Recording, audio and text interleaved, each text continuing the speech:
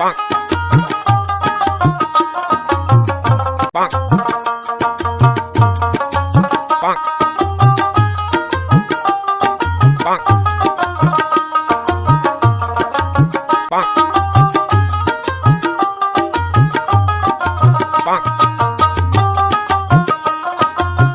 ব্যাপার সবাই এরকম চুপচাপ বসে আছো কেন?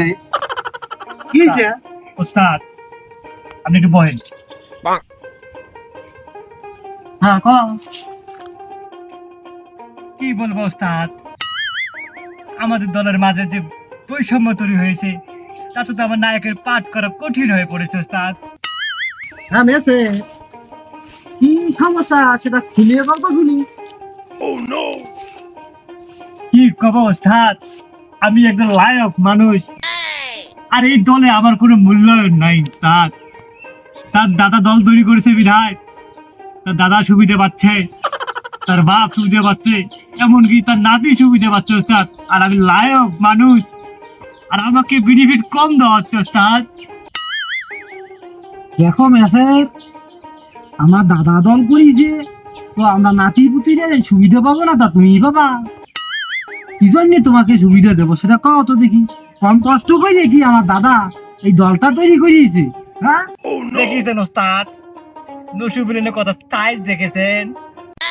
দেখো বাপু, এমনিতেই মনে করো যে কোথাও থেকে আমরা ডাক পাচ্ছি নে, তার মধ্যে তোরা দুজন যদি এভাবে ঝগড়া বিবাদ করো তাহলে আমরা কিভাবে দল চালাবো? এমনিতেই দলের অবস্থা খুবই খারাপ। যদি কারো নায়কের পাঠ করা অসুবিধে মনে হয় তাহলে তো আমি আসি, যেহেতু আমার দাদার দল, আমার দাদা তৈরি করিয়েছে তো আমার তো করাই লাগবে। ওস্তাদ দেখেছেন নসিবুলের কথা, কথা সাইজ দেখেছেন, আমাকে ইন্ডিকেট করে কথা বলতেছে। আরে বাপু, তোরা দুজন একটু ধৈর্য ধরে না কেন?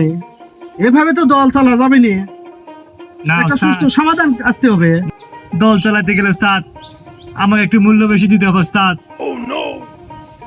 আরে বাপু, যেহেতু তাহার দাদা দলটা গঠন করেছে তাহলে গঠন করার কারণে তার দাদা একটু তো পাবেই, এটা একটু মেনে নিতে হবে।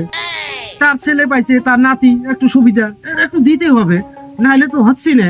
এখানে তো আমার আপত্তি ওস্তাদ, তার দাদা দল তৈরি করেছে, তার দাদার তো সুবিধা দিবই, তার নাতি কেন পাবে ওস্তাদ? আচ্ছা বাবু, সেটা আচ্ছা আমরা চিন্তা ভাবনা করবো নি কিভাবে কি করা যায়। দরকার হলে একটু সুবিধা একটু কমাই দিলাম, তা না। কিন্তু একটু সুবিধা দেওয়াই লাগবে। না ওস্তাদ, তাহলে আমার পক্ষে সম্ভব না ওস্তাদ নায়কের পাঠ করা আপনার দলে ওস্তাদ। আমাকে আপনি ছাড়িয়ে দেন, আমি চলিয়ে যাবো ওস্তাদ। করছিলাম কি ওস্তাদ, ওই হচ্ছে আমি তো আসি দেখতে শুনতে তো মাশাল্লাহ আমি তো খারাপ না। তা নায়কের পাঠটা আমার দেওয়া যায় না ওস্তাদ? তাহলে ওস্তাদ কথা তাহলে ফাইনাল হয়ে গেল ওস্তাদ, আপনিও আমাকে চাচ্ছেন না নায়কের দলে, তাহলে আমার থেকে কি লাভ ওস্তাদ? অথিব অথিব আমি চলিয়ে দেয় ওস্তাদ, আমার এখানে অযথা থাকিয়ে কোনো লাভ নেই ওস্তাদ। এখানে এখানে যে বৈষম্য তৈরি হয়েছে ওস্তাদ, এখানে থাকা আমার পক্ষে সম্ভব নয় ওস্তাদ। তোমাকে কে আটকাইছে বাবু? হ্যাঁ ওস্তাদ আমিও কিন্তু বৈষম্যের বিরুদ্ধে আছি, লায়ক চলে গেলে আমিও থাকবো না, বিষয়টা মাথায় রেখেন। ওস্তাদ, এত কষ্ট করিয়া আমার দাদা এই দলটা তৈরি করিয়েছে, আজকে তার এই হাড় ভাঙা পরিশ্রমের প্রতিদান এইভাবে দেয় সবাই। আচ্ছা নসু মিলেন, এই যে তোমার দাদাকেও তো দিয়ে আসছি, তোমার বাবাকেও দিছি, তুমিও এ যাবৎ পাইছো, এটা তো অনেক হয়ে গেছে। এখন এই বিবাদের কারণে আমাদের এই গানের দলটাই যদি না থাকে তাহলে এই সুবিধাটা দিব কাবা করে, বোঝো না কেন? সহজ কথা ওস্তাদ, তার মাথার ভিতরে ঢোকে না ওস্তাদ। তুমি চুপ থাকো বাবু, তাহলে বিষয়টা এখন ক্লিয়ার। দল টিকে রাখতে হলে কিছু স্যাক্রিফাইস করতেই হবে, বুঝছো? ঠিক আছে আমি বুঝে আছি ওস্তাদ, সবাই ঠিক আছে। এই ম্যাচের সব ষড়যন্ত্রের মূল দেখেছেন উস্তাদ, তার কথা আপনাকে- ধরন দেখেছেন উস্তাদ। আমি বলে তার এই ষড়যন্ত্র, এটা বৈষম্য, এটা আমার অধিকার। শুধুমাত্র আপনার জন্য আমি সবকিছু মাথা ভিতে বানিয়ে নিছি। ভালো হয়েছে বাবু। ঠিক আছে, তাহলে চলো আমরা রিহার্সেল শুরু করে দেই। না ওস্তাদ, আমার অবশ্য তাড়া রয়েছে, আমি একটু চলে যাবো ওস্তাদ। আমার মন মানসিকতা কোনো ভালো নেই ওস্তাদ, আমি একটু চলে যাবো ওস্তাদ। আর সন্ধ্যার সময় প্রয়োজনে আবার বসবো ওস্তাদ রিহার্সেলে। ঠিক আছে বাবু, তাহলে যাও। দেখিছেন কত বড় বেয়াদব হলে এরকম হয়। আমিও গেলি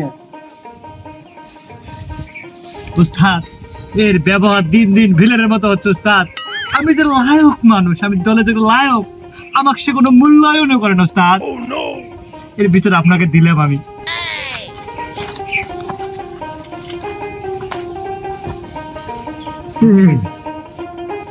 এই হলো আমাদের অবস্থা।